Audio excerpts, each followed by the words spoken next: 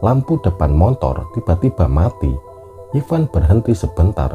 Ivan merasakan aura dan udara dingin yang berbeda.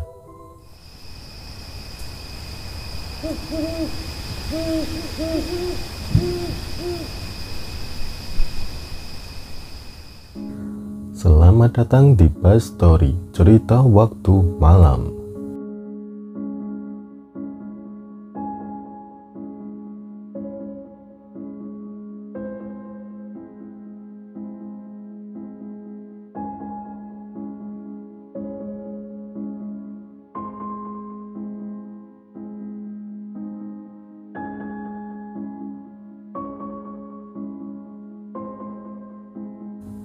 Ivan dan Elsa masuk ke dunia lain ketika menempuh perjalanan dari Majalengka menuju Cianjur ketika masa arus balik Idul Fitri tahun 2019.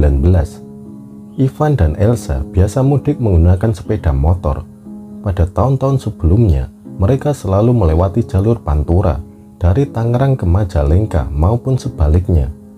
Saat Idul Fitri 2019, Ivan dan Elsa mengambil cuti panjang. Mereka masih punya waktu libur setelah Lebaran. Cuti kita kan masih lama, sayang kalau langsung pulang ke Tangerang. Kita ke Cianjur yuk, aku pengen makan kesukaanku di sana, ajak Elsa kepada Ivan. Dari kampung halaman istrinya di Majalengka, Ivan belum pernah ke Cianjur. Elsa pun sama, tidak tahu jalan Majalengka Cianjur. Kamu tahu jalannya? Tanya Ivan. Gampang lah, kan bisa pakai Google Map, ujar Elsa. Ivan setuju. Persiapan menempuh perjalanan jauh pun mereka lakukan. Elsa menggendong tas ransel berisi pakaian. Ivan mengisi kantong yang biasa dia gunakan dengan bensin. Bekal bensin 5 liter selalu dia lakukan sebelum menempuh perjalanan jauh. Mereka akan menggunakan jalur tengah, jalur Majalengka, Cikamurang, Subang, Cianjur yang tidak biasa mereka lalui sebelumnya. Perjalanan dengan motor dimulai pada pukul 15.30. Ivan memboncengkan Elsa. Tangki bensin telah terisi penuh. Ivan berhenti ketika hari beranjak malam. Mereka beristirahat sejenak selepas salat maghrib di sebuah masjid di daerah Cikamurang. Ivan kembali memboncengkan Elsa. Mereka sampai di Subang. Jalan yang mereka lewati berada di tengah hutan. Perkiraan Ivan dan Elsa, mereka telah menempuh perjalanan selama 2 jam. Anehnya, ketika Elsa melihat Google Map, perjalanan yang mereka tempuh baru beberapa menit. Di Google Map, jaraknya masih 4 jam 37 menit, ujar Elsa. Ivan dan Elsa merasakan keanehan, namun mereka tidak memikirkannya. Mereka tetap melanjutkan perjalanan dengan harapan cepat sampai di Cianjur. Ivan menemukan persimpangan jalan. Sesuai arahan Elsa yang selalu memantau Google Map, Ivan mengambil jalan ke kanan. Setelah belok ke kanan, jalan yang semula lebar berubah menjadi sempit. Lampu depan motor tiba-tiba mati. Ivan berhenti sebentar. Ivan merasakan aura dan udara dingin yang berbeda. Ivan melanjutkan perjalanan setelah lampu senter dari dalam ransel dikeluarkan. Dia mengendarai motornya dengan bantuan lampu senter di tangan Elsa. Jarak pandangnya terbatas. Ivan berpatokan pada marka jalan. Ivan berharap cepat menemukan bengkel untuk mengganti lampu motornya yang mati, serta agar tangan istrinya tidak pegal karena memegang senter dan handphone untuk melihat Google Map. Di sepanjang jalan, Ivan dan Elsa tidak lagi melihat banyak rumah warga di pinggir jalan. Kalaupun ada, jaraknya berjauhan. Tak lama, Ivan menemukan bengkel. Ada 3 lelaki di bengkel itu. Ivan cuma membeli lampu depan motor. Bisalah memasang lampu sendiri, pikir Ivan. Ivan baru memasang lampu depan motornya ketika menemukan tiang lampu listrik. Dengan bantuan penerangan lampu jalan, dia mengganti lampu depan motornya. Motor di starter, lampu depan menyala. Ivan dan Elsa melanjutkan perjalanan. Namun, baru beberapa ratus meter, lampu depan motornya kembali mati. Firasat Ivan mulai tidak enak. Ivan tidak berhenti, dia tetap mengendarai motornya. Sepanjang jalan yang dia lalui, tidak ada lagi rumah warga. Di kanan dan kiri jalan hanya hutan. Ivan dan Elsa tidak menemukan kendaraan lain, tidak melihat ada kendaraan di depannya. Mereka juga tidak berpapasan dengan kendaraan dari arah berlawanan. Ivan dan Elsa hanya bisa mengikuti jalan di depannya. Mereka tidak lagi bisa mengandalkan Google Map karena sinyal internet menghilang. Ivan menemukan persimpangan jalan lagi. Dia mengikuti naluri Elsa untuk mengambil jalan ke arah kanan. Tidak jauh dari persimpangan, Ivan melihat gapura mirip gerbang tempat rekreasi di depannya. Tanpa pikir panjang, Ivan melewatinya. Beberapa ratus meter melewati gapura, Ivan mendengar suara motor di belakangnya. Ivan sedikit lega. Ivan mengendurkan gas motornya. Maksudnya agar pengendara di belakangnya bisa mendahului, biar Ivan bisa mengikutinya, agar perjalanannya terbantu oleh lampu motor pengendara lain. Pengendara motor di belakang Ivan menyalip.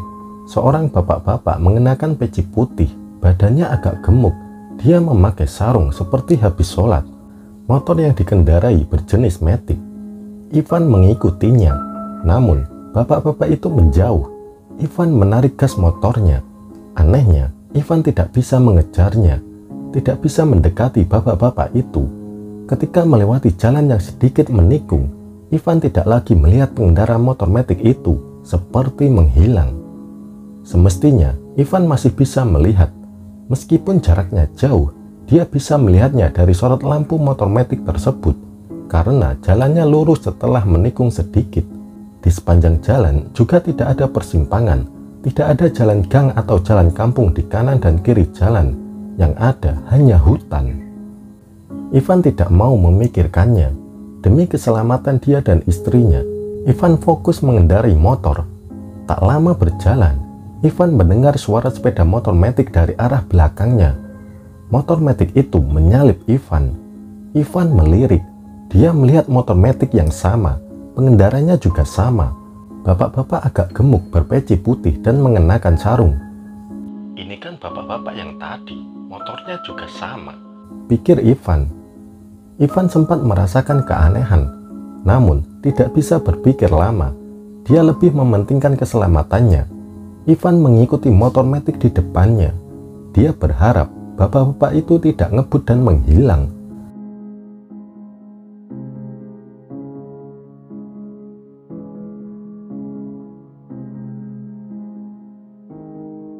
Namun, motor Matic di depan Ivan menjauh.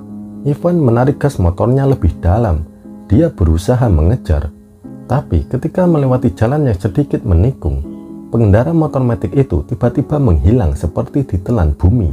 Ivan kehilangan jejaknya lagi. Ivan kembali berjalan tanpa lampu motor. Dia mengandalkan garis marka jalan serta lampu senter yang dipegang istrinya. Beberapa ratus meter berjalan, Ivan kembali mendengar suara motor di belakangnya. Ivan melihat dari kaca spion, lampu motor di belakangnya berjalan biasa. Motor itu berusaha mendahului Ivan. Ketika berjalan sejajar, Ivan melihat motor Matic yang sama lagi. Pengendaranya juga sama. Bapak-bapak berpeci putih dan mengenakan sarung. Bapak-bapak berpeci itu kembali menghilang setelah melewati tikungan jalan. Ivan tidak bilang apa-apa dengan keanehan itu.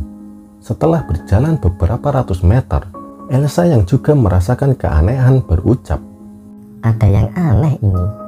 Elsa tidak cuma melihat bapak-bapak pengendara Matic yang tiba-tiba menghilang di tikungan jalan sampai 3 kali. Dia juga melihat satu poster pilkada yang sama di sebuah pohon. Beberapa kali poster itu dilewati. Udah nggak apa-apa. Ivan berusaha menenangkan istrinya. Di tengah perjalanan, Elsa mengajak Ivan untuk makan. "Ayolah makan," kata Elsa setelah melihat jarum jam menunjukkan pukul 23.30. Elsa tidak kuat lagi menahan rasa lapar. Dia sudah menahan lapar sejak beberapa jam yang lalu. Terakhir Elsa dan Ivan makan pukul 15.30 sebelum menempuh perjalanan Majalengka Cianjur. Ivan tetap mengendarai motornya. Beberapa menit kemudian, dia melihat sebuah warung lesehan di pinggir jalan. Lampunya terang benderang. Tidak ada yang aneh di warung lesehan itu. Sama seperti warung lesehan pada umumnya. Ivan menghentikan motornya di pinggir jalan di seberang jalan warung lesehan. Udah, ayo makan. Sekalian kita istirahat di situ, ajak Elsa. Dari atas motornya, Ivan melihat seorang laki-laki tengah membereskan piring di dalam warung lesehan. Laki-laki itu seperti membersihkan tempat yang baru saja dipakai oleh pelanggannya. Ivan lalu melihat sekeliling warung. Halaman warung lesehan berantakan. Ivan ragu. Dia teringat jalan yang dilalui seperti membelah hutan. Sepanjang jalan tidak menemukan rumah warga di pinggir jalan, apalagi warung makan. Ivan menolak ajakan istrinya. Nanti saja, jangan di sini. Ivan melanjutkan perjalanan. Tidak lama, dia melihat gapura di depannya. Gapura ini sama persis dengan gapura yang sebelumnya dia lewati, seperti gerbang masuk ke tempat rekreasi. Ivan seperti keluar dari gapura. Dia lalu menemukan persimpangan jalan, ke kiri dan lurus. Dia memutuskan untuk ambil jalan lurus. Setelah berjalan lama, Ivan melewati jalan yang sisi kanannya adalah tebing tinggi, sementara sisi kiri jalan adalah jurang. Dengan bantuan senter dan marka jalan, Ivan kembali melihat warung di pinggir jalan. Dia berhenti, khawatir kehabisan bensin, karena bekal bensin 5 liter sudah habis. Kepada ibu pemilik warung, Ivan membeli bensin. Untuk 1 liter, Ivan membayar 20.000. Rupanya, Elsa tidak merasakan keanehan. Dia mengajak Ivan untuk istirahat sebentar. Ivan menolak, perasaannya tidak enak. Nanti saja istirahatnya, yang penting bensin sudah diisi, bujuk Ivan. Perjalanan dilanjutkan. Ivan melihat ada seorang wanita berjalan di pinggir jalan sebelah kanan di pinggir tebing. Perempuan itu berambut panjang, mengenakan baju berwarna merah, wajahnya putih pucat. Ivan diam saja, tidak menceritakan penglihatannya kepada Elsa. Dia tidak mau istrinya takut. Setelah melewati tikungan jalan, Ivan menghentikan motornya. Dia meminta Elsa untuk turun. Ivan melihat ada rambut panjang menempel di tas ransel yang digendong Elsa. Ivan tahu itu bukan rambut istrinya, karena Elsa mengenakan jilbab. Udah, jangan ngikutin. Kita mau pulang.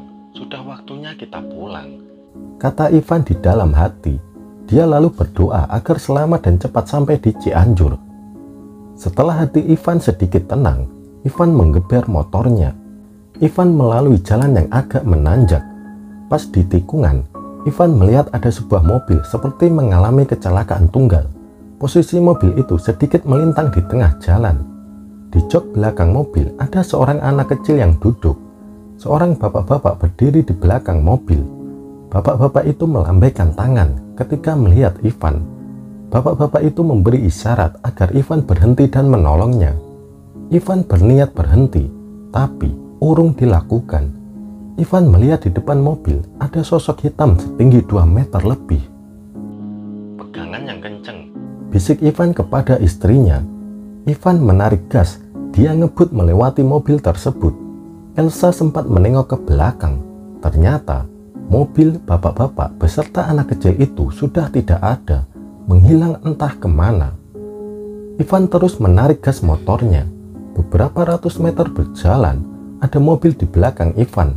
Pengendara mobil menyalakan klakson. Pengendara mobil itu memberikan isyarat agar Ivan berjalan pelan karena tanpa lampu. Mobil berusaha mendahului Ivan. Ketika berjalan sejajar, pengendara mobil menanyakan arah tujuan Ivan. Kang, badai kemana? Ke Cianjur, jawab Ivan. Ya udah, ayo ikutin mobil saya. Ivan mengikuti mobil di depannya. Tidak lama, Ivan keluar dari hutan.